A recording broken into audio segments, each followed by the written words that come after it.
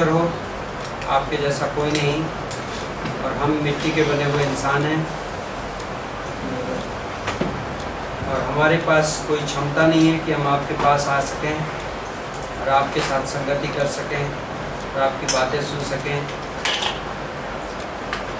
लेकिन प्रभु यीशु मसीह ने क्रूस पर अपना लहू बहाया है और वह जो पाप रहित था वह हमारे लिए पाप बना, जिससे मसीह में हम उसकी धार्मिकता बन गए, और उस धार्मिकता की वजह से आप हमारे साथ संगति करते हो। और आज की शाम भी हमारी आपसे उसी तरीके की संगति की आशा है, अपने कर्मों के आधार पे नहीं बल्कि आपकी धार्मिकता के आधार पर। और हम आपका वचन सीखना चाहते हैं, हम आपके वचन को समझना चाहते हैं, हम मसीही जीवन जीना सीखना चाहते हैं आपके तरीके से, अपने तरीके से नहीं। तो आज की इस क्लास को अभिषेक करो, हमें पवित्र आत्मा की संपूर्णता दो, हम हमारे दिल खोले जाएं, हम नम्र किए जाएं, हम बुद्धिमत्ता से भरे जाएं। ये हमारी प्रार्थना है यीशु मसीह के नाम से हम प्रार्थना करते हैं। सीमा के लिए, अखिलेश के लिए, उस पूरे परिवार के लिए, बहनों के लिए, इनकी हेल्थ कंडीशंस के लिए आप इन्हें चंगाई दो, ये हमारी प्रार्थना है। यीशु मसीह के नाम से मांगते हैं, आमीन। ओके, सो हम पवित्र आत्मा की सेवकाई के बारे में पढ़ रहे हैं, ministry of the Holy spirit from the Greek language. यहाँ पे हमारे बीच में कुछ फ्रेंड्स हैं। एक तो ग्राहम के डैडी, राइट? शर्ली के डैडी, शर्ली के डैडी, शर्ली के डैडी का स्वागत करेंगे mister Samuel, welcome. And also आज नाम में मेरा खुद का अलर्टनेस ऑफ माइंड है, Steve and Stalin, Steve and Stalin, वो बड़ा पॉपुलर नाम है, मुझे एक टाइम में याद था आप लोगों को। So welcome Steve and Stalin, okay. And then Brian, okay, just welcome all the way from Gujarat. हमारे पास बहुत सारे मेहमान हैं। सो ओके, अभी तक हमने दो मुख्य चीज़ें पढ़ी हैं, राइट? पवित्र आत्मा की सेवकाई में पहला क्या है? What was the first one? Anointing with the Holy Spirit, पवित्र आत्मा के साथ अभिषेक, है ना? So who does the anointing? पवित्र आत्मा का जो अभिषेक है वो कौन करता है? गॉड द फादर, पिता परमेश्वर, ओके। किसके ऊपर करता है? विश्वासी के ऊपर करता है। एंड क्या एलिमेंट यूज करता है? किस चीज का इस्तेमाल करता है anointing? हाँ? पवित्र आत्मा, okay. Now does Holy Spirit anoint us? क्या पवित्र आत्मा हमारा अभिषेक करता है? नो, ओके, वो अभिषेक नहीं करता। कौन करता है? पिता करता है। Can you give me one verse जहाँ क्लियरली ये दिखा रहा है? एक पंक्ति, आइज़ाया 61, जो कि यीशु मसीह ने कोट किया, यशाया 61:1। कहाँ पे कोट किया? लूका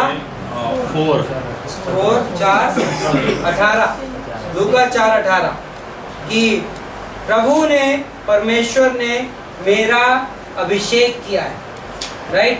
यीशु बोल रहा है परमेश्वर ने मेरा अभिषेक किया है, okay. So how long does the anointing last? अभिषेक कितने समय तक टिकता है? हमेशा के लिए, forever, okay. when are we anointed? हमारा अभिषेक कब होता है? जब हम विश्वास में आते हैं, okay. Does it abide forever? क्या वो हमेशा के लिए बना रहता है? ओके। क्या बाइबल में कोई वर्स है जो बताती है कि it abides forever? Okay, anointing के बारे में बोला है वहाँ, अभिषेक, हाँ? That is different thing. Like anointing which you have received abides in you. जो अभिषेक तुमने ग्रहण किया है तुम में बना रहता है। Abide word means permanent dwelling, हमेशा बना रहना। कहाँ पे ये? 1 John 2:20, पहला यूहन्ना 2:20, okay. So that is about anointing. Second है regarding baptism. Now what is the purpose of anointing? अभिषेक का मकसद क्या है? क्षमता बढ़ाना। क्षमता बढ़ाना। किस चीज की क्षमता बढ़ाना? हाँ? Offices, okay, great. Break the yoke. That's a good verse. Isaiah 10:27. Okay, यशायाह 10:27 में है वो पंक्ति. But anointing is empowerment for service. Purpose of anointing is empowerment for service. सेवा करने की ताकत देना.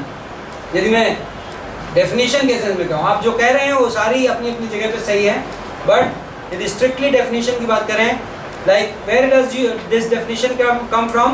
लूक 4:18 अगेन, लूका 4:18 से, Lord God has anointed me with the Holy Spirit and power.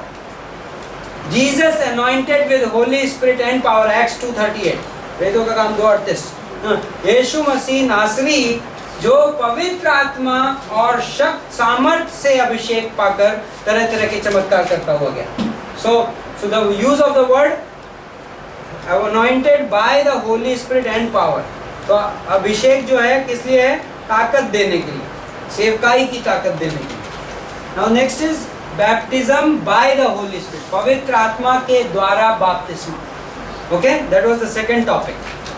So who baptizes whom? कौन किसको बपतिस्मा देता है? हाँ? पवित्र आत्मा बपतिस्मा देता है. किसे देता है बपतिस्मा? बिलीवर को, विश्वासी को. Okay, what is the result of baptism? बपतिस्मा का परिणाम क्या है? यीशु मसीह की देह में जोड़ दिया जाना. कहाँ पे है ये वर्ष?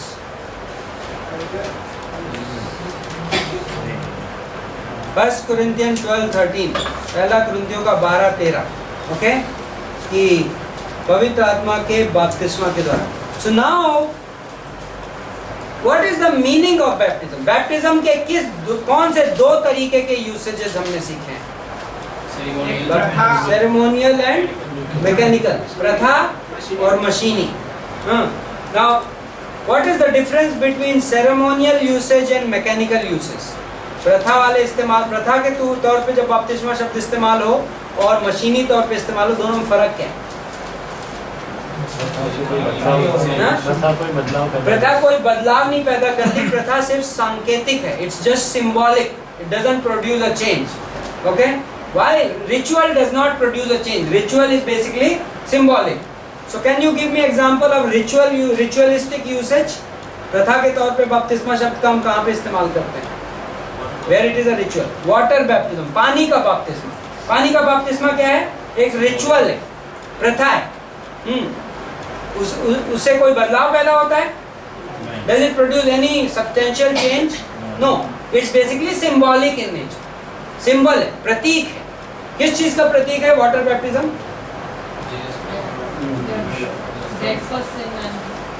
हम पाप के लिए मर गए, मसीह के साथ जिंदा हो गए.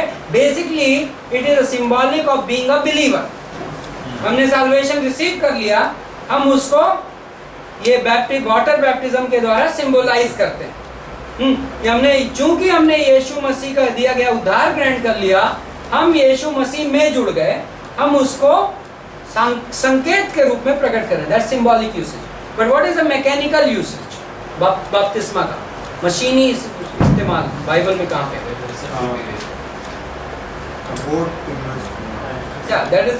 those are secular usages. मैंने उदाहरण दिए थे, बट हम जो जिस कॉन्टेक्स्ट में पढ़ रहे हैं वो क्या है? कौन सा बपतिस्मा है?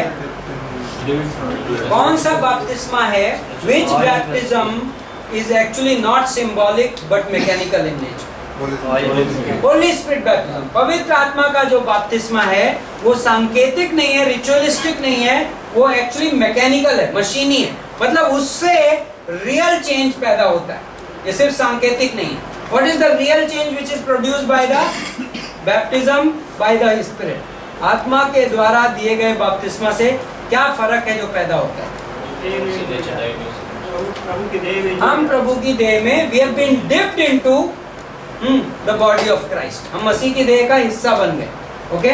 Now when does this happen? किस वक्त होता है? जब हम यीशु मसीह में विश्वास।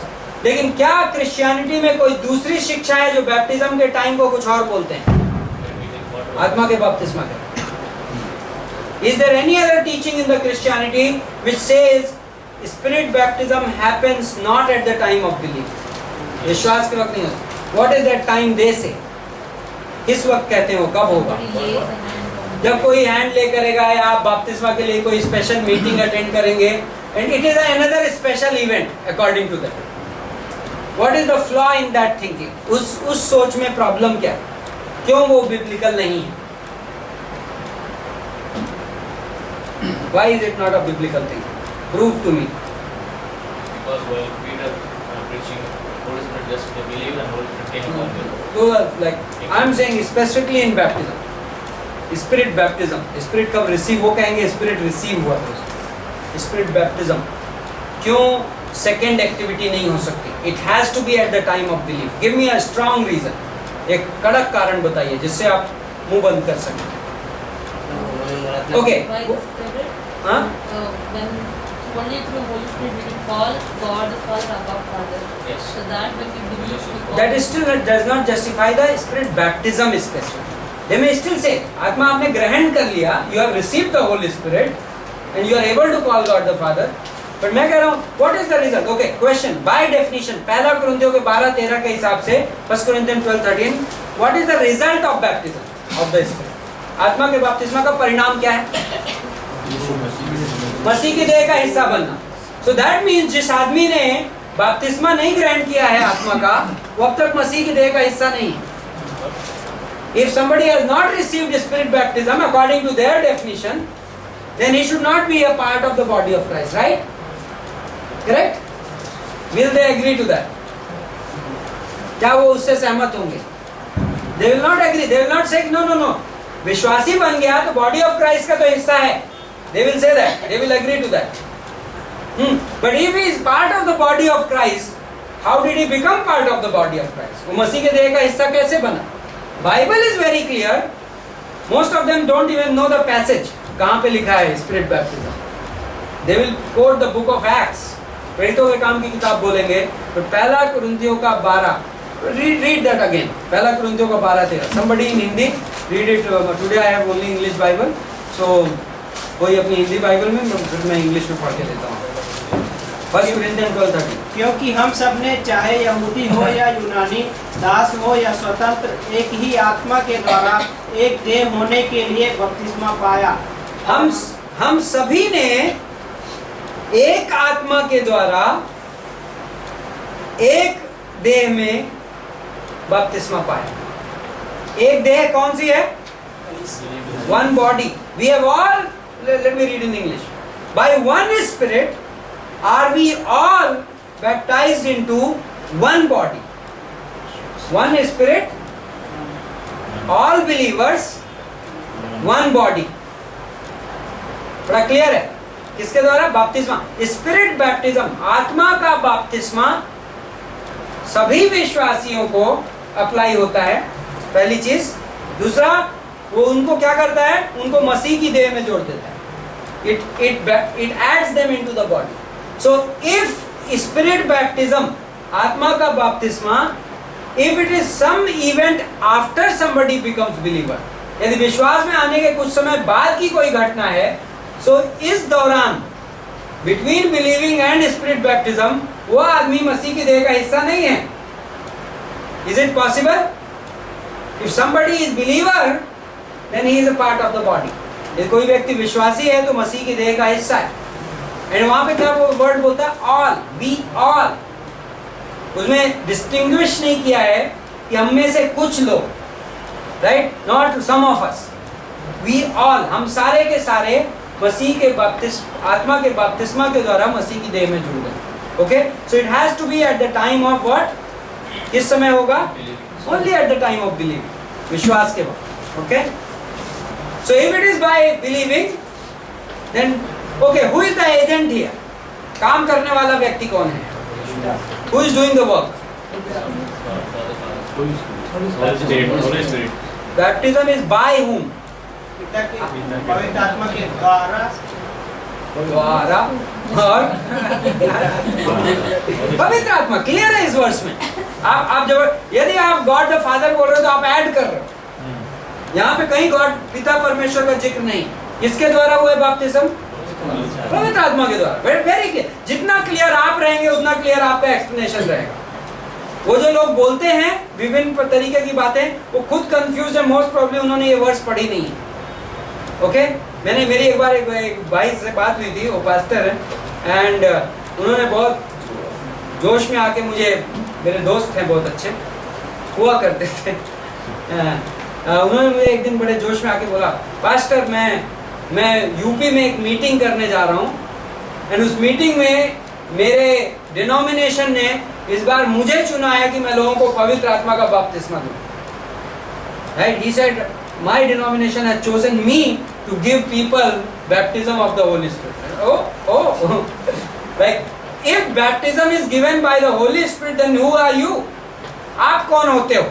पहला तो, right? बपतिस्मा में grammatically speaking who is the actor? काम करने वाला कौन है? होली स्पिरिट, पवित्र आत्मा काम कर रहा है, ना कि कोई इंसान, nobody else. पवित्र आत्मा कर रहा है। It's the work done on his own accord. वह स्वयं से जो काम करता है, not that कि आप सजेस्ट करोगे तो, okay? And then by the way, मैंने उस ब्रदर से पूछा, मैंने कहा ब्रदर आपको पता है कि baptism of the Holy spirit के बारे में बाइबल में वर्ड्स कहाँ पे है? Like literally मैंने पूछा, मैंने I asked that brother, do you know where is the verse about the baptism of the Holy Spirit? Brother कहीं पे तो है, somewhere it is there. I said wow, this man is going to represent that denomination to lead the baptism of the Holy Spirit meeting, and he does not know where is the verse. So ये सच्चाई है, okay? But grammatically this is now baptism does produce substantial change, okay? बपतिस्मा mechanical है और वाकई में बहुत सारा फर्क पैदा करता है, okay? So now we come to the third topic. तीसरा टॉपिक आज हम जा रहे हैं, दैट इज टॉपिक मैंने सबसे नीचे लिखा है यहाँ पे, the spirit of adoption. Now आत्मा की एक और इकाई है ले पालकपन का आत्मा। समबडी ओपन टू रोमन्स 8:15, रोमियो का 8:15 हिंदी में, एंड रीड इट।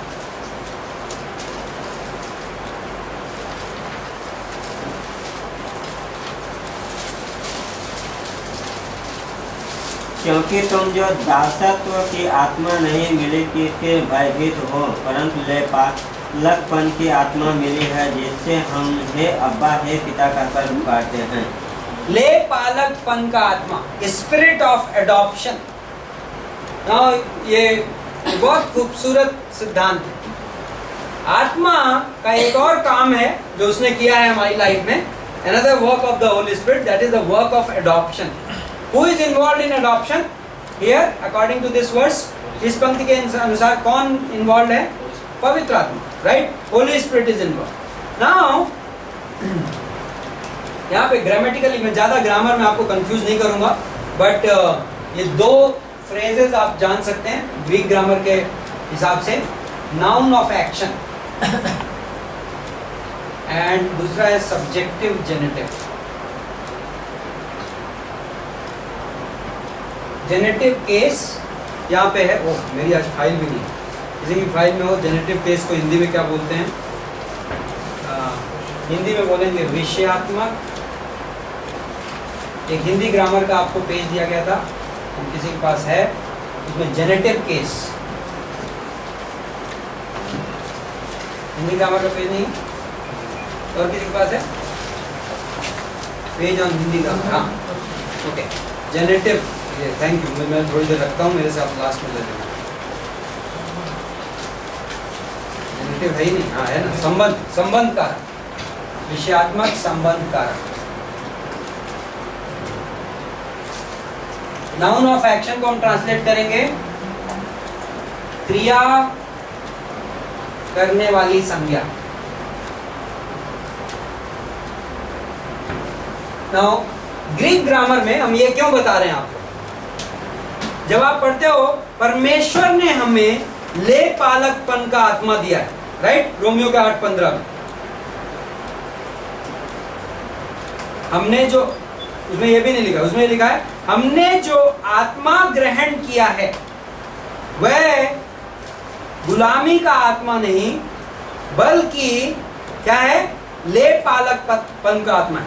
तो दिस सेंटेंस यदि आप नोटिस करेंगे, this sentence is what kind of, इसमें एक्टिव वॉइस है या पैसिव वॉइस, कर्तवाच्य है या कर्मवाच्य, एनीबॉडी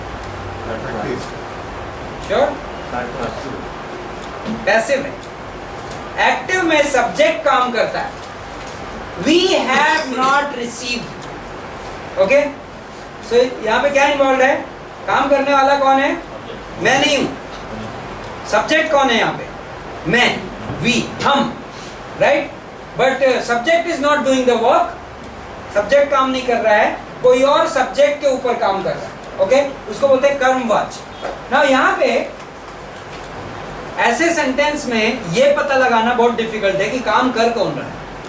यदि आप ये देखेंगे यहाँ पे, हाँ, वी है, हमने जो आत्मा ग्रहण किया है वो ले पालकपन का आत्मा है, लेकिन यहाँ पे कहीं पे ये एक्सप्लेन नहीं है कि देने वाला है कौन, ओके, काम कर कौन रहा है।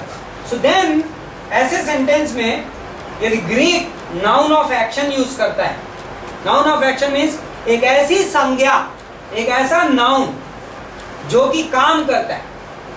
तो यहाँ पे जो फ्रेज है spirit of adoption, spirit of adoption, ये जो फ्रेज है मतलब ले पालकपन का आत्मा, ये फ्रेज नाउन ऑफ एक्शन के फॉर्म में है। दैट मीन जो स्पिरिट वर्ड है यहाँ, इवन दो ये नाउन के फॉर्म में यूज किया गया है, संज्ञा के तौर पे यूज किया गया है, इवन देन काम ये कर रहा है, okay, because it is noun of action, ये क्रिया करने वाली संज्ञा है। So that means who is adopting us, adoption में कौन इन्वॉल्व है, हमारे संतान बनने के प्रोसेस में कौन इन्वॉल्व है, पवित्र आत्मा। पवित्र आत्मा हमें परमेश्वर का संतान बनाता है। So now if you listen to that verse carefully, it will make sense. It says, English में मैं पढ़ूंगा, but you have not received the spirit of bondage, मैं ये सब मिस कर देता हूँ, but you have received the spirit of adoption whereby we cry Abba Father. So किसने हमें संतान बना दिया? रिजल्ट क्या है उसका कि अब हम अब्बा पिता बुलाते हैं, क्यों? क्योंकि हम संतान बन गए। पर संतान बनाया किसने हमें? Who made us the child? Holy Spirit. Holy Spirit is involved in our, first of all, regeneration. ये वर्ड हम यूज करते हैं। रीजनरेशन का मतलब नया जन्म। बाइबल में हमारा नया जन्म होता है, किसी ने सुना है इसके बारे में? Right? Nicodemus, John chapter 3 verse 3, यूहन्ना 3:3, unless you are born again, यदि तुम्हारा नया जन्म ना हो तुम परमेश्वर का राज्य नहीं देख सकते। But who is involve in the new birth? ये नया जन्म होता कौन है, कैसे है? निकोदेमस ने पूछा था, this was our first lesson Greek में, हाँ, like unless you are born. Jesus Christ ने कैसे एक्सप्लेन किया? जब निकोदेमस ने सवाल पूछा, he asked the question, how can it happen, how can I be born again? तो जीसस ने कहा उसके एक्सप्लेनेशन में, unless you are born from above, हाँ, अनलेस, फिर भी नहीं समझ में आया, जब तक ऊपर से ना जन्म। फिर आगे उसने कैसे एक्सप्लेनेशन दिया? Unless whoever is born from water and the spirit, जो जल और आत्मा से जन्म पाता है वो ऊपर से जन्मा है। So what is born again? नया जन्म, regeneration, born of the spirit, आत्मा से जन्म। So who makes you child? आपको परमेश्वर का संतान कौन बनाता है? टेक्निकली स्पीकिंग, होली स्पिरिट, पवित्र आत्मा हमारी जिंदगी में वो काम करता है हमें। नाउ एक और वर्ड ग्रीक लैंग्वेज में बच्चे के लिए, child, not exactly child but बच्चा वर्ड को एक्सप्लेन करने के लिए दो वर्ड्स, एक है हुइयोस, ओके, एंड दूसरा है, दूसरा किसी को पता है? हाँ? टेक्नो। Teknon means little baby, and huios means पुत्र, सन। ओके, ये किसके लिए, टेक्नॉन वर्ड किसके लिए यूज किया जाता है? बेबी पैदा हुई, बच्चा। Okay, while huios word Greek language में पुत्र के लिए, सन्स। ओके, दैट नाउ यहां पे जो शब्द है एडॉप्शन के लिए, ये दो वर्ड से बना हुआ है, और उसको यदि हम उस ग्रीक लैंग्वेज, यहाँ पे हुइयास यूज है एक्चुअली, हुइयास के साथ एक और वर्ड जुड़ा हुआ है जिससे ये वर्ड निकला एडॉप्शन, ले पालक। ओके, एडॉप्टेड या एडॉप्शन। नाउ इसका मतलब होता है to place as a son, place as a son, एक पुत्र का स्थान देना, पुत्र के स्थान पर रखना, उसका ये मतलब। सो दैट मीन्स, एक्सप्लेन करता है केनेथ विस्ट, ये एक संबंध भरा शब्द है, it's a word filled with relationship. Okay, see, जब आप सन वर्ड यूज करते हो, हुइयास वर्ड यूज करते हो, तो आप नॉट जस्ट, आप ये सिर्फ ये नहीं बोल रहे हो कि when you use the word teknon, तो आप सिर्फ पैदा होने की एक्टिविटी पे फोकस कर रहे हो कि बच्चा पैदा हुआ, राइट? बट जब आप हुइयास शब्द यूज कर रहे हो, तो you are talking about a relationship with the father, पिता के साथ एक संबंध भी है। नाउ बेबी जो पैदा हुई, जो अभी मे बी इंक्यूबेटर में है, उसका पिता से प्रैक्टिकली स्पीकिंग कोई खास रिलेशनशिप नहीं होता, right? But when it is a son, like 2-year-old son in my house, या 5 years old बेटा मेरे घर में है, उसके साथ क्या है? संबंध है। So that's the distinction between these two words. So क्या किया पवित्र आत्मा ने? बाय एडॉप्शन हमारा क्या कर दिया? गॉड द फादर के साथ, पिता परमेश्वर के साथ क्या कर दिया? हमारा एक संबंध स्थापित कर दिया, एक रिलेशनशिप में हमें डाल दिया। Okay, that is the impact. Now Roman custom में जाते हैं। नाउ दिस वर्ड जो यूसेज था एडॉप्शन वर्ड का, रोमन्स उससे बहुत फैमिलियर थे। रोमन कस्टम के हिसाब से एडॉप्शन बड़ी फॉर्मल एक्टिविटी होती है, कानूनी काम होता है, जो अडॉप्ट करना या क्या बोलेंगे, गोद लेना, बच्चों का गोद लेना। ना ज्यूज में बच्चों का गोद लेना कोई बड़ी बात नहीं। मीन्स आपको ध्यान है एस्टर मोर्देकाई में जो रिलेशनशिप था वो इनफॉर्मली, लाइक मोर्देकाई उसके लिए जिम्मेदार था, but that is not like a formal one. But Romans में ये जो गोद लेने की एक्टिविटी, अडॉप्ट करने की एक्टिविटी थी, वो बड़ी फॉर्मल थी। Okay, there was a legal transference, एक कानूनी तौर पे। Now today adoption even modern society में भी बड़ा कैसा हो गया है, बड़ा legal activity. You can not just adopt a child. आपका मन किया, भावनाएं उमड़ी और आपने कहा मैंने ये बच्चा गोद ले लिया। आज की डेट पे बच्चे को अडॉप्ट करना कैसा है? You have to sign a paper, आपको इंटरव्यूज देने पड़ते हैं, एंड यदि आप बच्चा गोद ले रहे हो, एंड इवेंचुअली जब वो एक्टिविटी कंप्लीट होती है कानूनी तौर पे, तो सीरियस ट्रांसफर ऑफ राइट्स होते हैं, अधिकारों का क्या होता है? अदला बदली होती है। Like the old parent can not go back and से ओ आई चेंज माई माइंड, मैंने मन बदल लिया, right? So that is that. Now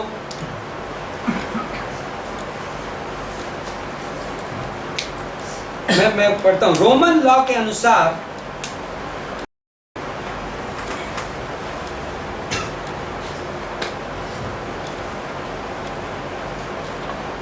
दो तरीके के एडॉप्शन होते थे। ओके, एक होता था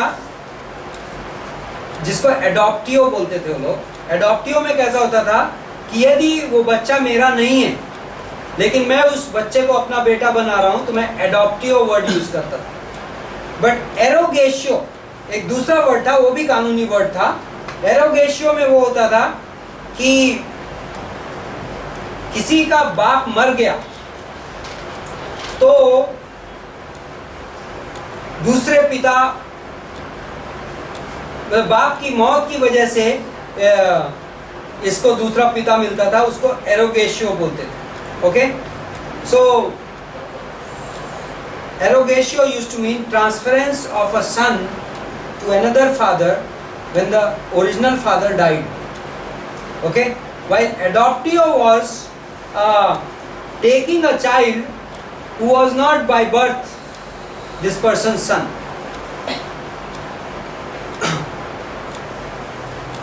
Now इस एक्टिविटी में गवाह मौजूद होते थे।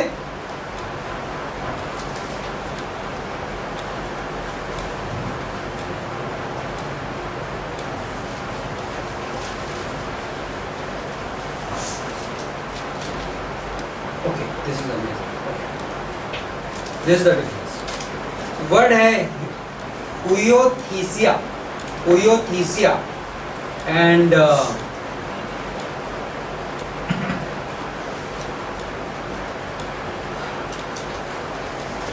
okay, this. Somebody became a son because of birth. Okay, कोई व्यक्ति पुत्र कैसे बनता है? पैदा होने की वजह से। He inherits two things. जो पैदा होने की वजह से when by birth कोई बेटा बनता है तो दो चीजें पाता है। पहली चीज अपने पिता का nature, not just the inheritance but also the nature. Okay, that is by birth. But then when a son is adopted, जब गोद लिया जाता था बेटा, तो all he gets is inheritance, he cannot get the nature. जो huiothesia word है, that is that. Okay, huiothesia is now, so Christ के लिए, Christ is also a son. यीशु मसीह भी किस पिता का पुत्र है, लेकिन उसके लिए ये शब्द इस्तेमाल नहीं है। यीशु मसीह एडॉप्टेड सन नहीं है, he is first born, right. अब डिफरेंस है, ऐसा नहीं कि यीशु मसीह पैदा हुआ। अब बाइबल में कई बार लोग जब सुनते हैं, व्हेन पीपल हियर यीशु मसीह इज द पहलौठा है, पुत्र है या फर्स्ट बॉर्न है, तो people get confuse, how can Jesus be born? यीशु मसीह पैदा तो नहीं हुआ। बट जब बाइबल वो आइडिया यूज कर रही है तो ये डिस्टिंक्शन ये है, यीशु मसीह पिता का कैसा वाला पुत्र है जिसने ना कि सिर्फ इनहेरिटेंस ग्रहण किया बल्कि उसने नेचर भी ग्रहण किया। पिता का नेचर उसमें है। वाइल जब हम पुत्र बने तो हमने नेचर नहीं रिसीव किया, हमने उसका स्वभाव नहीं ग्रहण किया, हमने like we are nowhere, right. हम परमेश्वर की संतान कहलाने लायक भी नहीं, बट हमें क्या मिला? हमें इनहेरिटेंस मिला, हम शेयर होल्डर्स बन गए। हमें उस प्रॉपर्टी में वही हक मिलेगा जो पैदा हुए बच्चे को मिलता है, परिवार। Okay, we have by regeneration, but adoption does not talk about that. The word adoption जो is not talking about we getting the nature, because we will never get that perfect nature.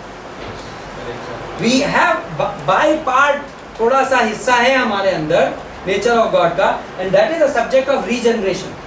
When Holy Spirit regenerates us, जब पवित्र आत्मा में नया जन्म देता है, हमें पता है कि हमने नया नेचर रिसीव किया है। But even that new nature, वो जो नया स्वभाव है, it can never perfectly match the nature of God, परमेश्वर का स्वभाव। बट यीशु मसीह में, इन Jesus Christ, he has the perfect nature, same nature. He does not just receive the inheritance, he also receives the same nature. उसको सिर्फ उत्तराधिकार नहीं मिला है, उसे वो स्वभाव भी मिला है जो पिता में है। हमें क्या मिला है? हम अडॉप्टेड हैं, राइट। हम अपना है, हम गोद लिए गए। हम उस नेचर को, हम उस फैमिली को बिलोंग नहीं करते, हम उस नेचर के कहीं नजदीक भी नहीं है।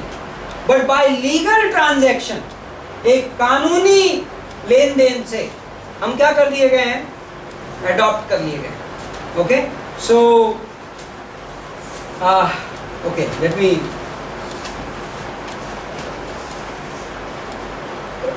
two things that stood in God's way of making human beings his children.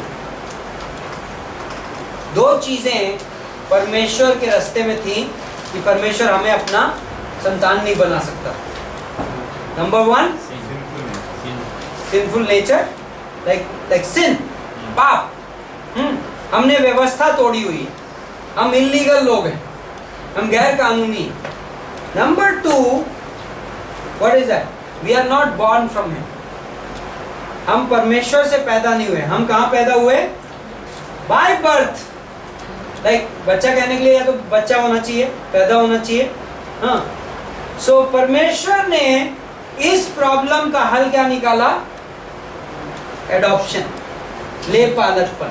Okay, John 1:12, यूहन्ना 1:12 क्या बोलता है? जिन्होंने उससे स्टार्ट किया, उन्होंने संतान होने का अधिकार। संतान होने का अधिकार।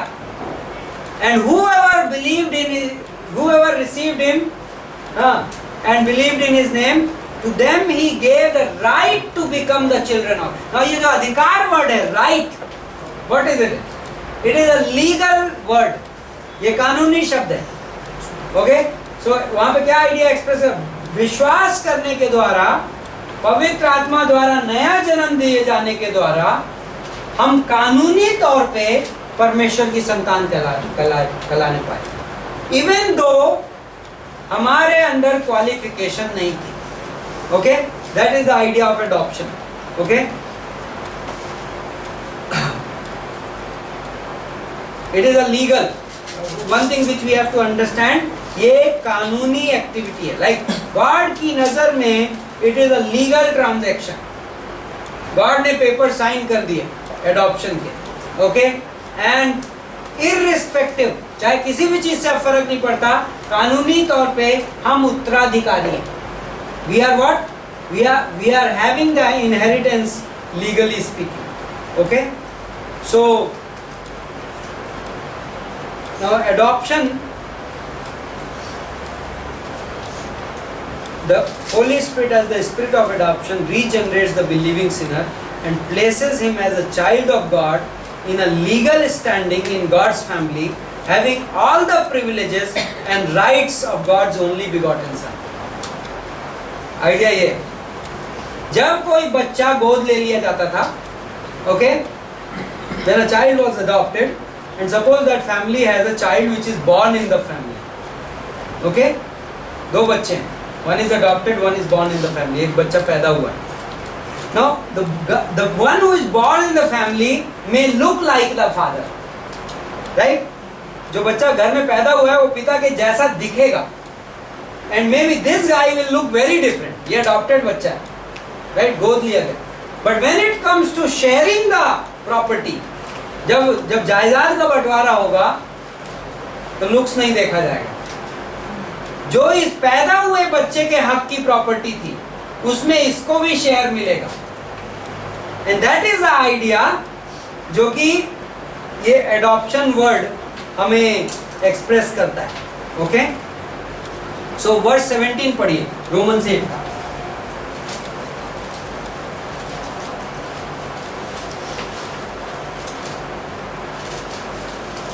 And if children then heirs of God and joint heirs with Christ.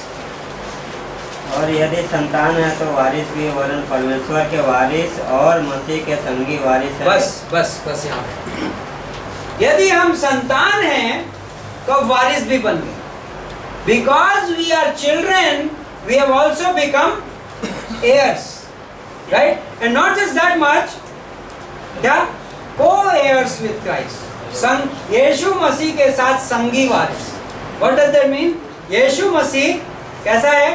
जो like born in the family वाला, पिता और पुत्र टोटली एक हैं, उसका पूरा हक बनता है। बट जिस चीज में यीशु मसीह का हक बनता है, अब हम उसके संगी वारिस बन गए। We have become co-heirs by being adopted in the family. Okay, so that is the idea of adoption. We should be thankful to the Holy Spirit. Yes. हम पवित्र आत्मा, like this one act which we did not realize, कब हुआ? ये भी act कब हुआ? Adoption. When did it happen? Believing. Eight the time of believing, वो भी एक उसी वक्त का लीगल ट्रांजैक्शन है, कानूनी लेन देन है, right eight the time of solvation, उद्धार के समय का, राइट। हमें पता भी नहीं था क्या चल रहा है, पर हम यीशु मसीह के साथ क्या बन गए, संगी वारिस बन गए, ओके, को एयर्स।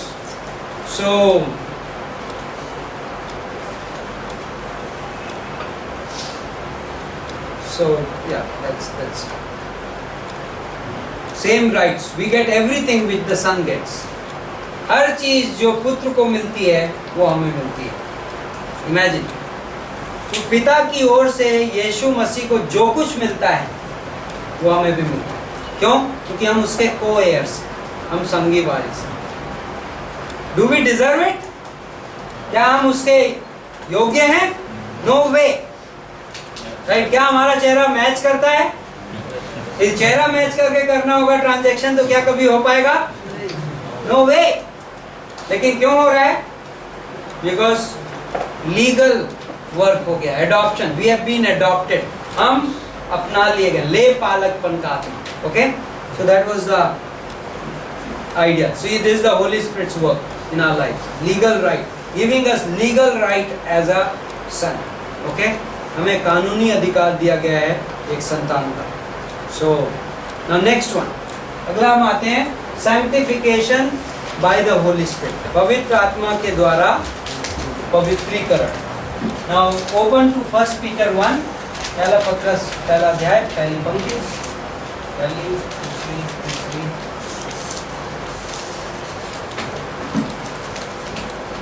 पहला पीटर का पहला अध्याय दूसरी पंक्ति,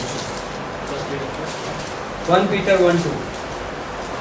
और परमेश्वर पिता के भविष्य ज्ञान के अनुसार आत्मा के पवित्र करने के द्वारा आज्ञा मानने और यीशु मसीह के लहू के छिड़के जाने के लिए चुने गए हैं, तुम्हें अनुग्रह और शांति बहुतायत से मिलती रहे।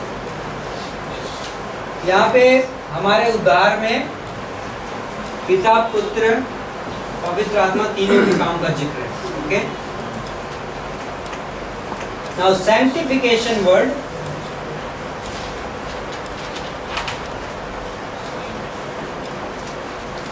पवित्रीकरण, हमें कई बार हमने सुना होगा डॉक्ट्रिन में और थियोलॉजी की किताबों में, और कई बार ऐसा लगता है कि ये काम हमें हमारी ज़िंदगी बदलते हुए हमें पवित्र बनते जाना है ज़िंदगी में, एंड लाइक पवित्रीकरण वर्ड को हम कई बार उस तरीके से यूज़ करते हैं। मे भी आपको हमने सिखाया है ये वर्ड जो सैंक्टिफाई है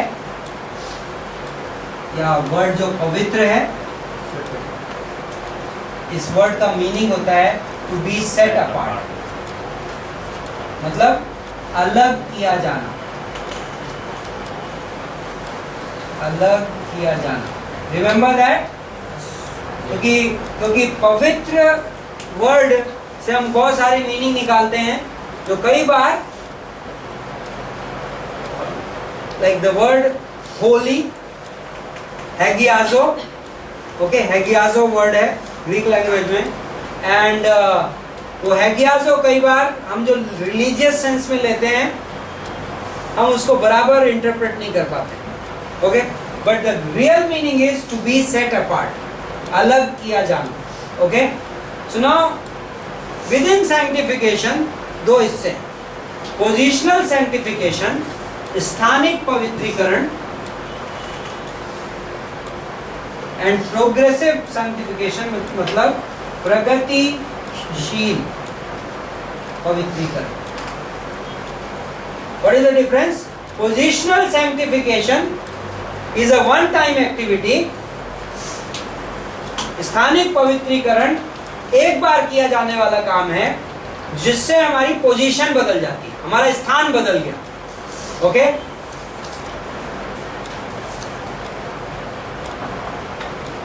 हम अंधकार के राज्य में थे, किंगडम ऑफ डार्कनेस में थे, कोलोसियों के 1:14 के अनुसार, और ये पुत्र का राज्य है। हम किंगडम ऑफ डार्कनेस से प्रिय पुत्र के राज्य में हस्तांतरित कर दिए गए। We have been translated from the kingdom of darkness to kingdom of the dear son.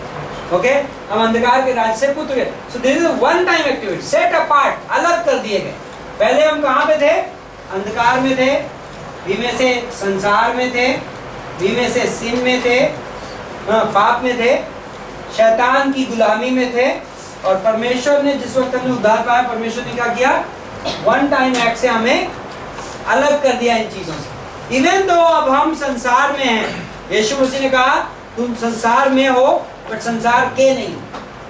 You are in the world but not of the world. Right? क्यों?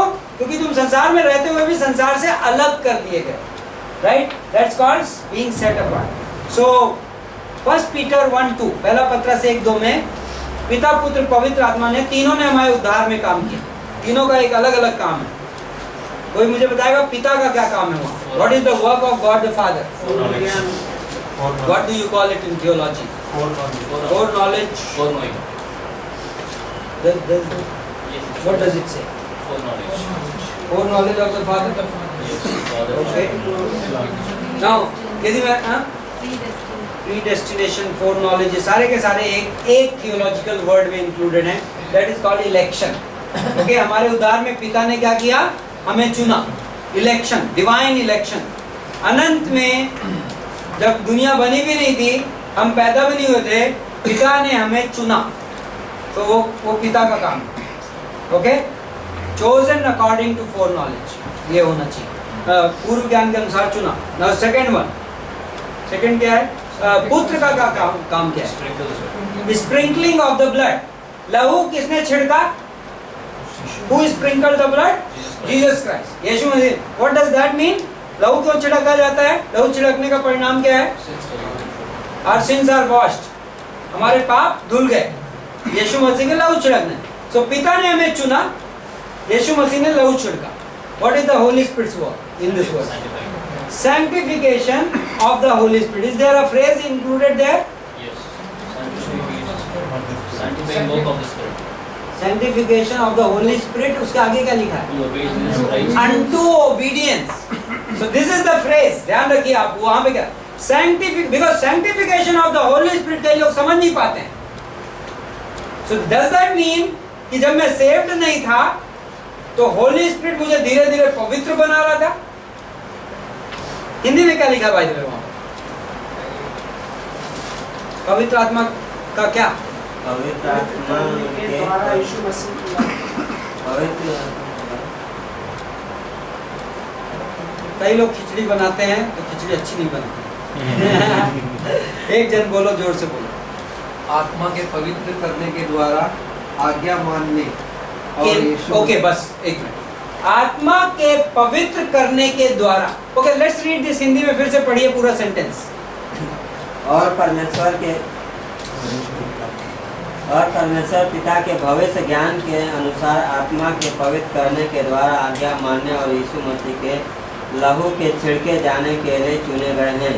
तुम्हें अनुग्रह और शांति बहुत मिलती है। ओके, सो हम ये तीन चीजें हुई हैं। चुने गए हैं, वर्ड है वहाँ, elected by God the Father. सो पिता परमेश्वर ने हमें चुना। ओके, इवेंचुअली जब हम उद्धार में आए तो यीशु मसीह का लहू हमारे ऊपर छिड़का गया। लेकिन वहां पे एक शब्द है कि पवित्र आत्मा के द्वारा पवित्र बनाए गए। और क्वेश्चन ये है, जब हम उद्धार में लाए जा रहे थे, पिता ने हमें कब चुना? अनंत में। Right? When did God the father choose us? Eternal past, eternity. लहू कब छिड़का गया हमारे ऊपर? When was the blood sprinkled on us?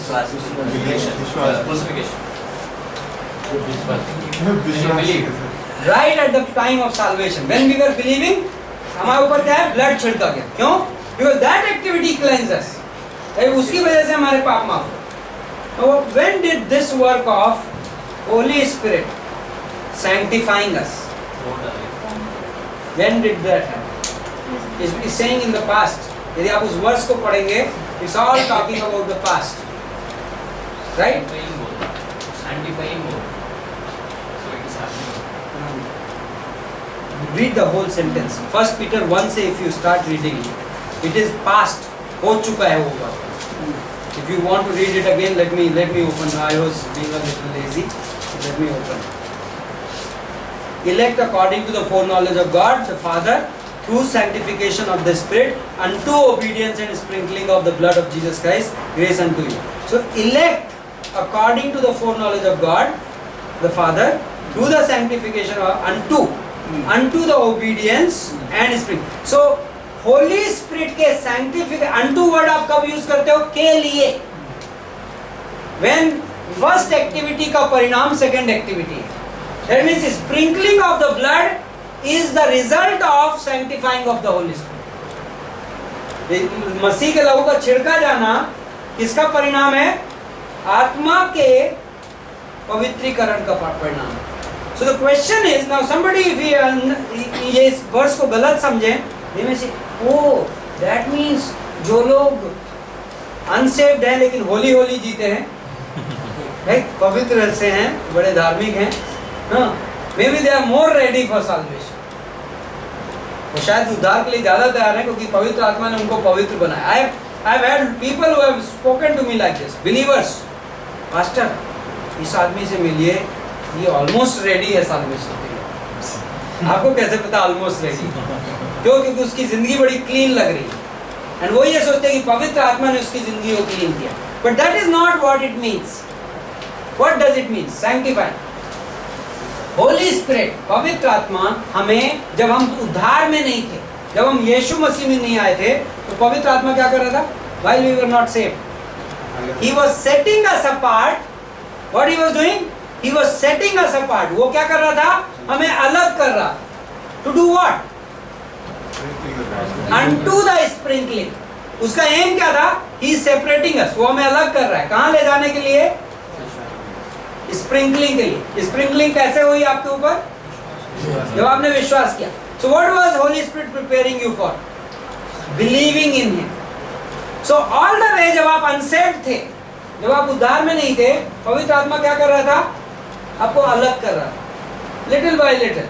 Do you remember? आप में से कुछ लोग में भी गवाही दे सकते हैं if I give you the opportunity, हाँ, कि आप अपने उद्धार, let's say 2001 में आपका उद्धार हुआ, right?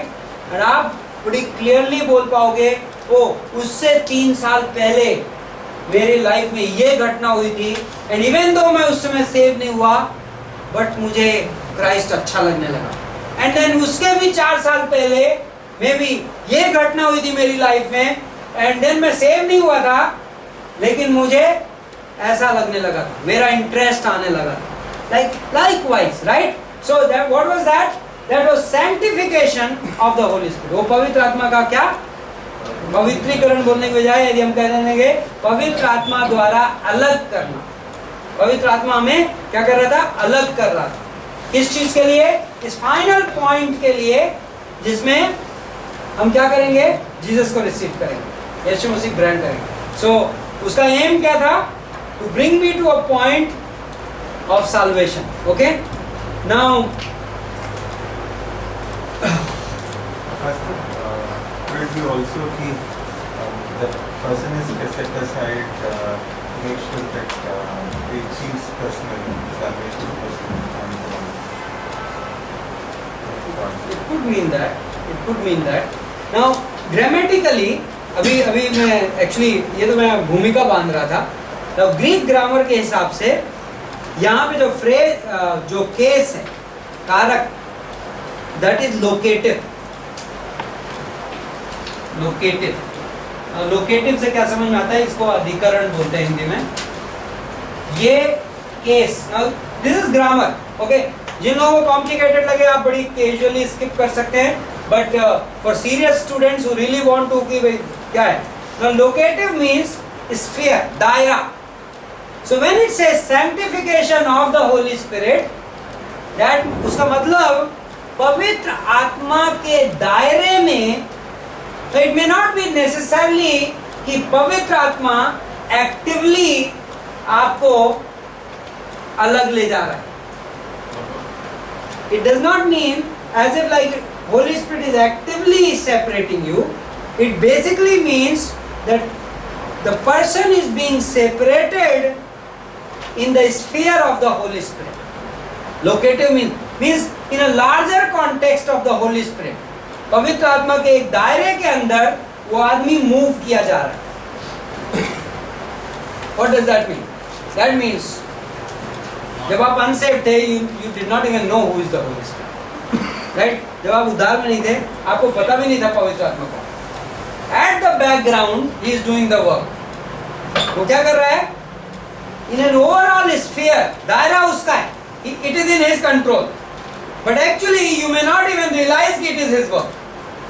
आपको पता भी नहीं है। It's not like baptism of the Holy Spirit. Baptism of the Spirit कौन कर रहा है? Holy Spirit एक्टिवली कर रहा है।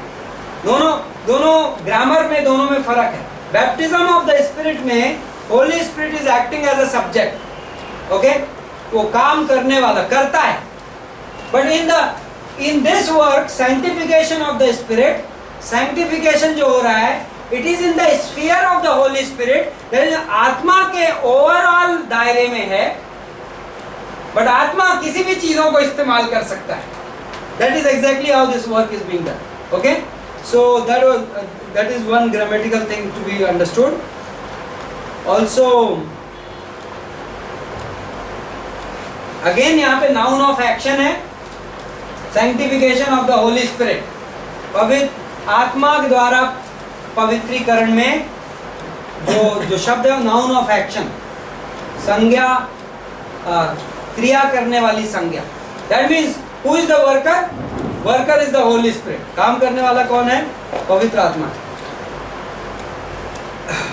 Okay, now word obedient, unto what? Unto obedience. आत्मा का पवित्रीकरण किस लिए हो रहा था? आज्ञा पालन के लिए। ओ, ये देख के तो लोग बोलेंगे देखो भाई, कई लोग गॉस्पेल कैसे शेयर करते हैं बताओ? मैंने सुना है कई बार लोगों को कन्वर्सेशन, आपको बाइबल पढ़नी चाहिए, आपको पाप नहीं करना चाहिए, आपको संडे चर्च आना चाहिए। उनके हिसाब से वो गॉस्पेल है। और आप उनसे पूछोगे क्यों आप इस तरीके की गॉस्पेल क्यों दे रहे हो? आदमी क्या बोलेगा कि भाई यदि वो ये सब करेगा, पवित्र बनेगा, ठीक काम करेगा, तो फिर अपने आप उसका उद्धार हो जाएगा। और कई लोगों के लिए बैकअप के लिए ये वर्ष है कि ये आत्मा के पवित्रीकरण के द्वारा, आज्ञा पालन के द्वारा उनके ऊपर छिड़का गया लहू। ओबीडियंस वर्ड को कैसे लेते हैं? देखो बता रहे हैं कि यदि आप आज्ञा मानेंगे तो फिर आप, बट ये आज्ञा पालन जो है ये क्या? ये what kind of obedience is this? If you want to see, you go to Acts chapter 6 verse 7, प्रेरितों का काम 6-7। What kind of obedience is that?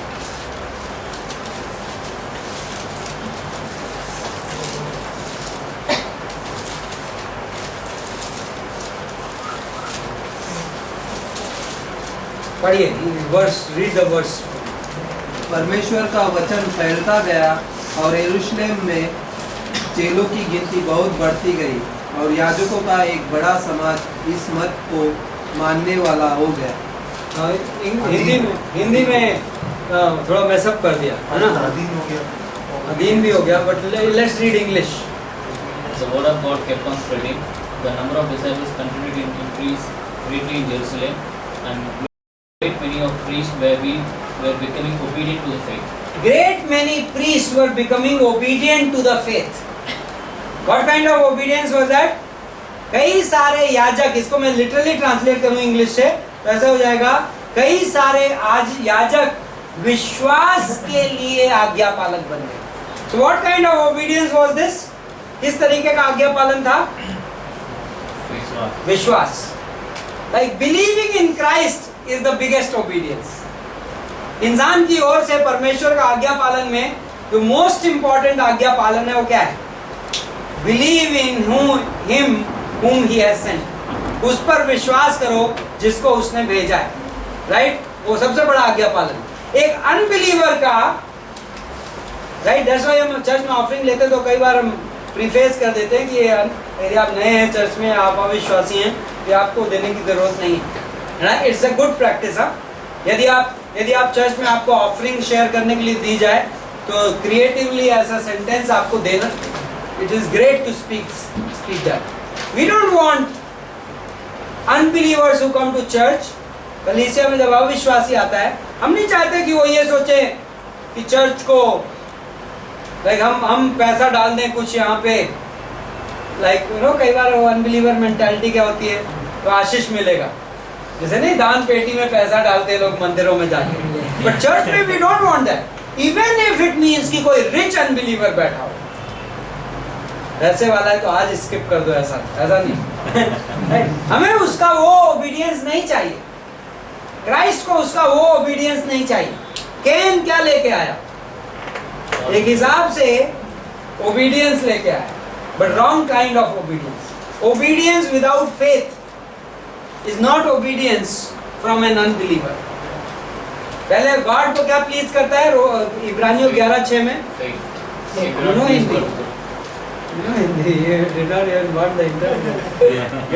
So faith, विश्वास, परमेश्वर से विश्वास से प्रसन्न किया जा सकता है। So what obedience? So पहला पत्रस 1:2 में जो वर्ड obedience है, आज्ञा पालन, you have to be very clear, वो कौन सा आज्ञा पालन है, विश्वास के लिए आज्ञा पालन। लाइक परमेश्वर की मोस्ट इंपॉर्टेंट आज्ञा ये है कि उस पर विश्वास करें जिसको उसने भेजा है, यीशु मसीह। Okay, so that obedience that is. Now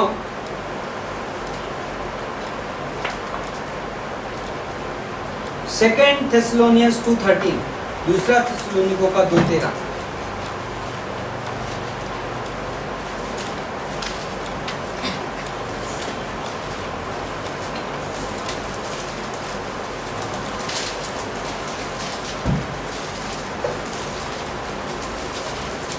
हे भाइयों और प्रभु के प्रिय लोगों, चाहिए कि हम तुम्हारे विषय में सदा परमेश्वर का धन्यवाद करते रहे, क्योंकि परमेश्वर ने आदि से तुम्हें चुन लिया कि आत्मा के द्वारा पवित्र बनकर और सत्य की प्रतीति करके उद्धार पाओ। आत्मा के द्वारा पवित्र बनकर और सत्य पर विश्वास करके। These two sanctification of the spirit, say salvation through sanctification of the spirit and belief of the truth. But here is given sanctification by this word. ठीक है, sanctification of or by this is the same. हाँ, so salvation कैसे मिलता है, बोल रहा है ये वर्ष में, आत्मा के द्वारा पवित्रीकरण और सत्य पर विश्वास। सत्य क्या है, यीशु मसीह। तो that part we are clear. सुसमाचार पे विश्वास किया तो उद्धार पाया, वो तो पार्ट हमें क्लियर है। बट व्हाट डज इट से, sanctification of the Holy Spirit is accompanied there in the believing in truth.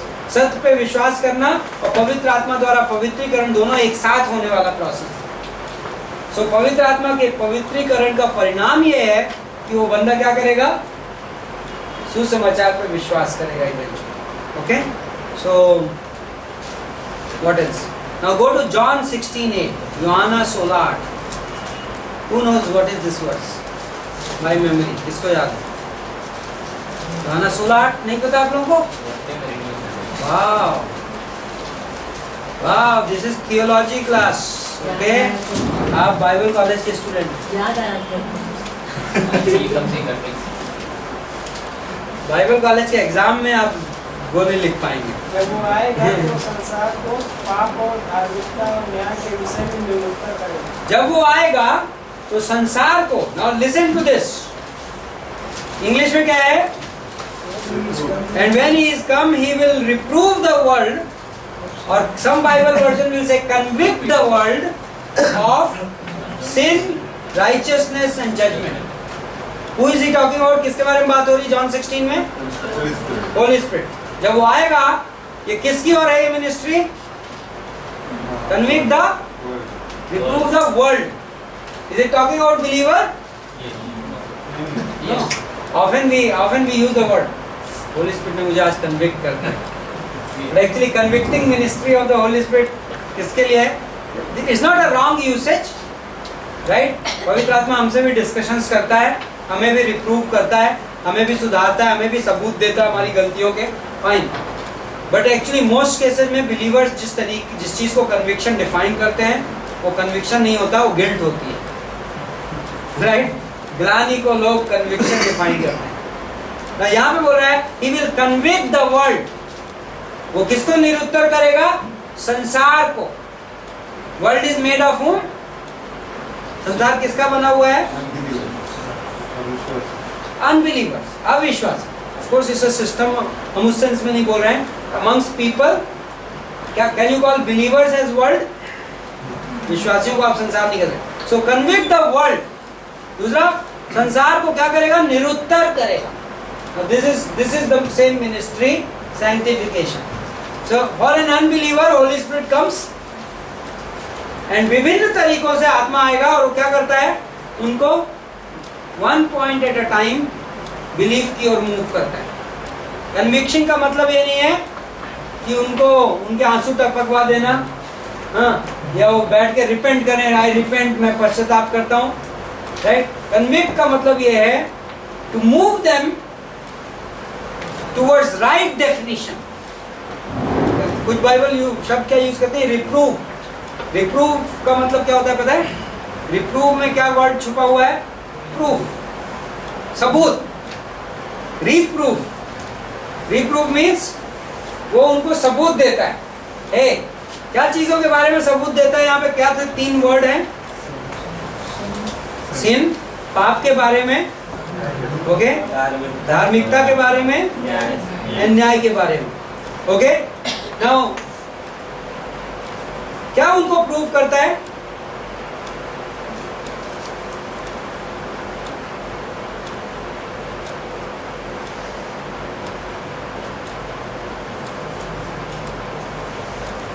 Let me get his definition. Otherwise, I will give you my definition. First of all, reproof का क्या meaning हुआ? Giving them new convictions. पहले में sin की परिभाषा मेरी कुछ और थी. Like some people may say, sin? मैंने पाप नहीं किया है. Like आप सड़कों पे लोग मिलते हैं. Sometimes you find people, I'm not a sinner, right? Even if I have sinned, मेरे पाप बड़े नहीं हैं. Even if मैंने पाप किया है, मैंने उसके बराबरी के अच्छे काम किए हैं. That's their definition of sin. But Holy Spirit, if He brings them to a new point, पवित्र आत्मा उन्हें जिंदगी में एक नई जगह पे लाता है, and वो कहते हैं, I have sinned. Right? Like क्या हो गया? उनकी definition change हो गई. उनकी पाप के विषय में जो परिभाषा है वो बदल गई. They changed their conviction on the subject of sin. Previously they thought their sin is not all that serious. उनका पाप जो है इतना बड़ा चीज नहीं है, या मे भी उनका पाप है ही नहीं. मे बी they thought कि वो अपने पाप को अपने वर्क से कवर कर सकते हैं, रिलीजन से कवर कर सकते हैं. Now they conclude, जब होली स्पिरिट का कन्विक्शन आया तो उन्होंने क्या कंक्लूड किया? No, my old idea was wrong. पाप के बारे में जो मेरा पहले का विचार था वो गलत था. Now I believe that I have sinned. मैंने पाप किया है और मुझे क्षमा चाहिए. Right? Then righteousness, धार्मिकता. What was the old definition? Every man has. I am good. I am good to some extent. मेरे अंदर कुछ तो अच्छा है. Self righteousness, खुद की धार्मिकता. While what is the new idea? When Holy Spirit brings you, you say, oh my God, my good works will not be sufficient. मेरी धार्मिकता किसी काम की नहीं. मुझे क्या चाहिए? मुझे गॉड की दी हुई धार्मिकता चाहिए. That is change in conviction. How about judgment? न्याय के बारे में क्या उनका विचार? Everybody may have different ideas. Right? हर धर्म आदमी को अलग सिखाता है. Somebody may say, okay, न्याय के दिन after all God अच्छा God है और मैं एवरेज ऑन एन एवरेज अच्छा आदमी हूँ, तो मैं भी मैं स्वर्ग पहुँच जाऊँगा somehow. Right? कई लोग सोचते हैं कि मैं भी कई राउंड मारूंगा, राइट, आफ्टर कई सारे पुनर्जन्मों के बाद मैं साइकिल से बाहर निकल जाऊंगा. Right? Different ideas regarding what? Judgment. While Holy Spirit tells them, you know what, एक दिन आने वाला है जब आप यीशु मसीह के सामने खड़े होगे और उस दिन आपकी दलील नहीं चलेंगी. उस दिन एक ही बेसिस पे जजमेंट होगा. यीशु मसीह ने आपका न्याय अपने ऊपर ले लिया और यदि आप उसको ग्रहण कर लोगे तो आपको न्याय की जरूरत नहीं. Right? Now that's the change. John 16:8 क्या करता है? मैं पवित्र आत्मा उनके कन्विक्शंस चेंज करता है इन 3 सब्जेक्ट्स के बारे में। ओके, सिन, राइचियसनेस, जजमेंट, पाप, धार्मिकता और न्याय। When that happens, what happens? वो पर्सन कहाँ पे पहुँचता है? एक मे भी ये स्लो प्रोसेस है, बट इवेंचुअली उसका परिणाम क्या है? Brings that person to the point of salvation. Okay, उस व्यक्ति को उद्धार के जगह तक पहुंचाता है। Okay, sanctification of the Holy Spirit. This is positional sanctification. Okay, now एक और आप क्लासिक केस है जो हमने Hebrews 6 में पढ़ा था, इब्रानियों का 6:4 से 6। Remember those who have tasted, right? जिन्होंने चखा है। What is that taste? These are the people जिनके pre salvation work of the Holy Spirit, हम ये टर्म यूज करते हैं pre salvation. Remember this term is good term to know, pre salvation work of Holy Spirit, पवित्र आत्मा का उद्धार के पूर्व का काम। ओके, उद्धार के पहले जो पवित्र आत्मा काम करता है उसको हम pre salvation, so pre salvation work of the Holy Spirit. Hebrews 6:4-6।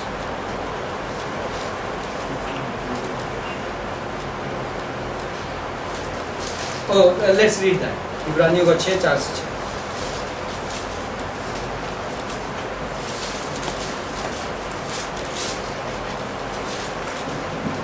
Anybody want to read?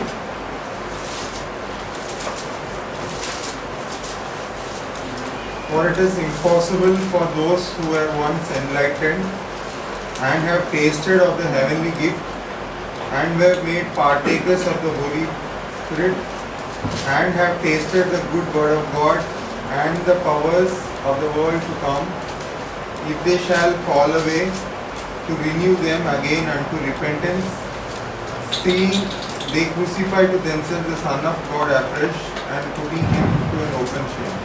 Okay, Hindi में? क्योंकि जो लोग एक बार ज्योति पा चुके हैं और स्वर्गीय वरदान का स्वाद चख चुके हैं तथा पवित्र आत्मा के भागी बनाए गए हैं और परमेश्वर के उत्तम वचन का तथा आने वाले युग की सामर्थ्य का स्वाद चख चुके हैं, यदि वे भटक जाएं तो उन्हें मन परिवर्तन के लिए फिर से नया बनाना असंभव है, क्योंकि वे अपने लिए परमेश्वर के पुत्र को पुनः क्रूस पर चढ़ाते हैं और खुलेआम उसका अपमान करते हैं। Now, ये वर्सेस को हमने बड़े सेपरेटली एक अलग क्लास में डील किया है, राइट? Hebrews 6 पे। पर हमने आपको ये बताया था, ये वे लोग हैं जो अभी तक उद्धार नहीं पाए। बाइबल कह रही इन लोगों के बारे में, जो भी लोग हैं, whoever these people are, if they turn back, यदि वो वापस लौट जाएंगे तो इनको फिर से लाना असंभव है, right? So who are these people? कई लोग सोचते हैं वो ये सर्टेन काइंड ऑफ बिलीवर्स हैं, ये कुछ विश्वासी हैं, यदि विश्वासी एक लिमिट क्रॉस कर जाए बैकस्लाइडिंग की तो उसके बाद उसको लाना असंभव है और उसका उद्धार खो गया। लोग इसको ऐसा इंटरप्रेट करते हैं जो कि रॉन्ग है टोटली। ओके, नंबर 1, ये लोग विश्वासी नहीं है। ये लोग कैसे हैं? जिनकी जिंदगी में ये पवित्र आत्मा का प्री साल्वेशन वर्क हुआ है, उद्धार के पहले वाला काम हुआ है। तो यहाँ पे कुछ फ्रेजेस यूज किए हैं चौथी पंक्ति में, इन्होंने चखा है, इन्होंने पहले तो रोशनी पाई, एनलाइटेंड, ज्ञान मिला है। किस चीज का? यीशु मसीह के बारे में। क्या चर्च में ऐसे लोग हैं, चर्च के बाहर ऐसे लोग हैं जिनको यीशु मसीह के बारे में ज्ञान मिला है? यस, बहुत लोग हैं जो अभी तक उद्धार में नहीं आए लेकिन उनको ज्ञान मिला है। उन्होंने यीशु के बारे में जाना है, यीशु ने अच्छा लगता है, हो सकता है यीशु के नाम पे उन्होंने प्रार्थना की है और यीशु ने उन्हें चंगाई दी है, यीशु ने उनकी प्रार्थनाओं के उत्तर दिए हैं। लेकिन डज दैट प्रूव कि they are saved? No, right? They have been enlightened, उन्होंने रोशनी पाई। सेकंड इज उन्होंने स्वर्गीय वरदान चखा है। स्वर्गीय वरदान मीन्स साल्वेशन, साल्वेशन का स्वाद चखा है। और अभी तक स्वाद चखना और दावत मनाने में बहुत फर्क है, राइट? जस्ट ट्रेलर देखना और रियल मूवी देखना, प्लीज मूवी देखने मत जाइएगा इसको प्रूव करने के लिए। आप जाते हैं तो मैं रोकूंगा नहीं, हाँ, लेकिन ये मत कहिएगा पास्टर ने कहा था ट्रेलर देखा तो मूवी देख लो ये बोल के मत जाइएगा। हाँ, सो इन्होंने चखा है, बट सबसे चैलेंजिंग पार्ट जो है इसमें तीसरा हिस्सा, they were made partakers of the Holy Spirit. इसको लेकर लोग बोल्ड हो जाते हैं, partakers of the Holy Spirit. Hindi में क्या है? आत्मा के भागीदार बने। बोले अरे होली स्पिरिट तो अनबिलीवर को नहीं मिल सकता प्री सैल्वेशन वर्क में। होली स्पिरिट तो तभी मिलता है जब you get Holy Spirit only when you get saved, right? So why does it say partakers of the Holy Spirit? We need to explain that, right? So this partaker means partner. Greek word means partner. क्या? भागीदार। हिंदी में भागीदार बहुत perfect है, but भागीदार doesn't always mean receiver. भागीदार means participator. इन्होंने सहयोग किया पवित्र आत्मा के साथ। तो जब पवित्र आत्मा इनको सैंक्टिफाई कर रहा था, पवित्र आत्मा इनको कन्विक्ट कर रहा था और अलग ले जा रहा था, तो कुछ टाइम तक ये क्या कर रहे थे? कोऑपरेट कर रहे थे, सहयोग कर रहे थे, सहयोग, cooperation, okay, partnership. They were acting as a partner with the Holy Spirit. So Holy Spirit was doing a work and they were responding. Okay, here is how do I prove this? This same word is used in Luke 5:7। लूका के 5:7 में इसी शब्द का इस्तेमाल है। Anybody wants to quickly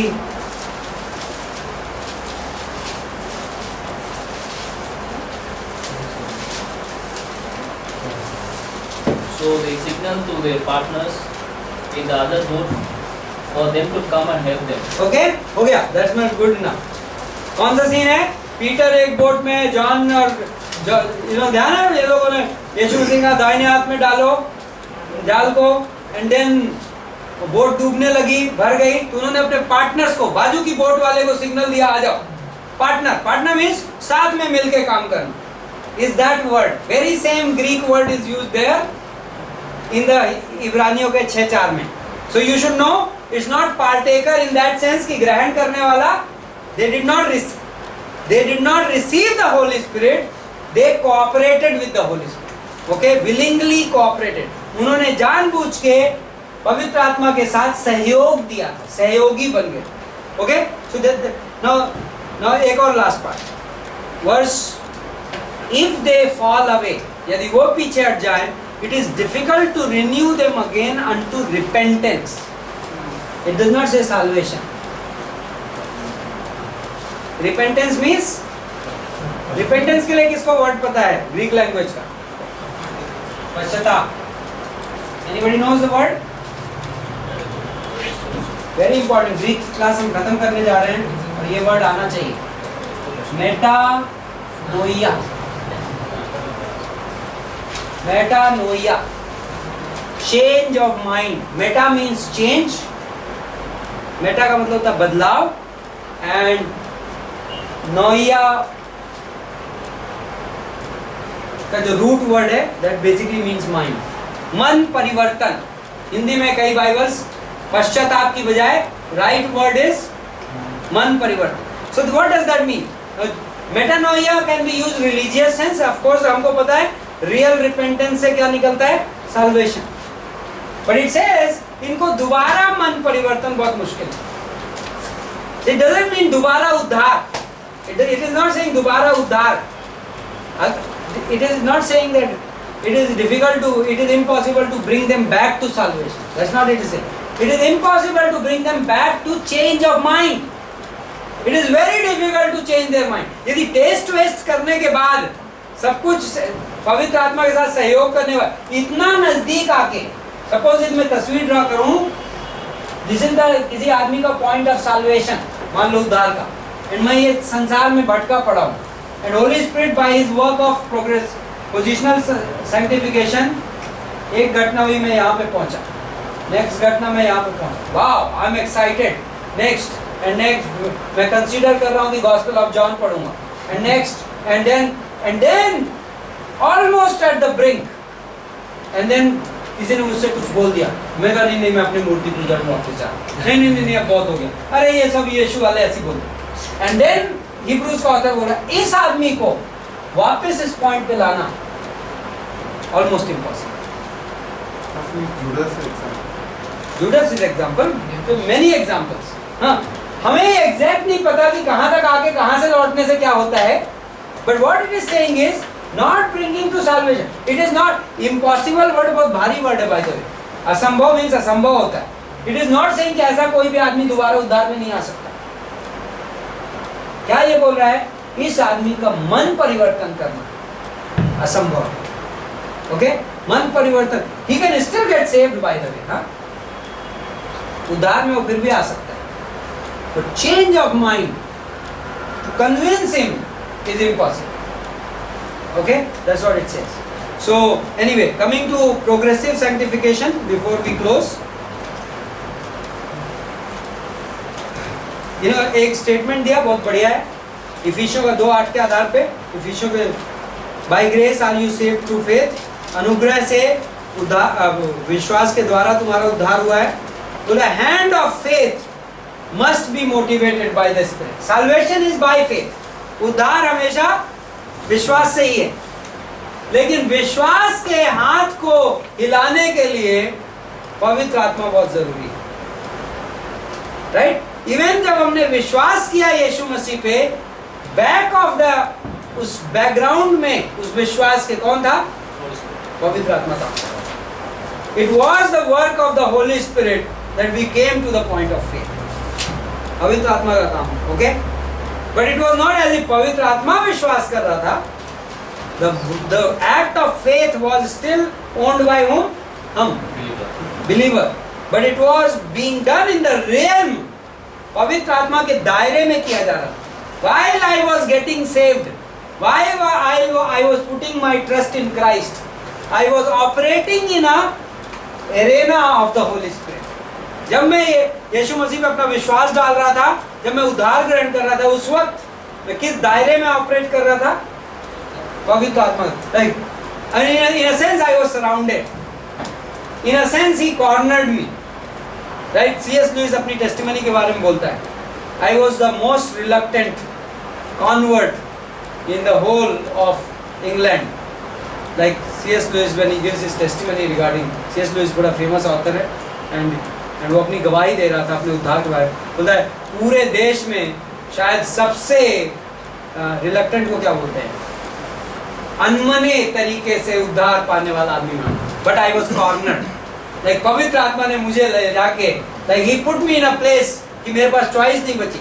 now when आदमी ऐसा बोलता है कि मेरे पास चॉइस नहीं बची, दैट डज नॉट मीन कि पवित्र आत्मा ने उसे मजबूरन उद्धार में लाया। What he is saying is that I was in that दायरा, and from every side there was an evidence, and I was trying to run from the evidence. मैं सबूतों से भाग रहा था, पर हर कोने में सबूत थे, क्योंकि जो रियल में जिसमें मैं ऑपरेट कर रहा था, that was owned by the Holy Spirit. Right? समझ में आ रहा है? So that's it. Now last part, progressive sanctification. Okay, प्रगतिशील पवित्रीकरण। नाउ दिस वाज अभी तक क्या था? Positional sanctification, Holy Spirit's role. What does now पहला थिस्सलुनीकियों का 5:23, we are reading only one verse.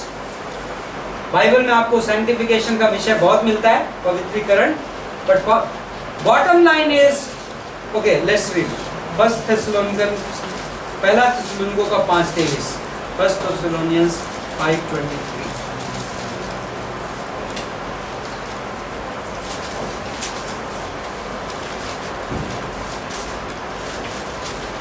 शांति का परमेश्वर आप ही तुम्हें पूरी रीति से पवित्र करे और तुम्हारी आत्मा और प्राण और देह हमारे प्रभु यीशु मसीह के आने तक पूरे पूरे और निर्दोष सुरक्षित रहे। ओके, सो नाउ इवन तो यहाँ पे होली स्पिरिट का जिक्र नहीं है, बट हम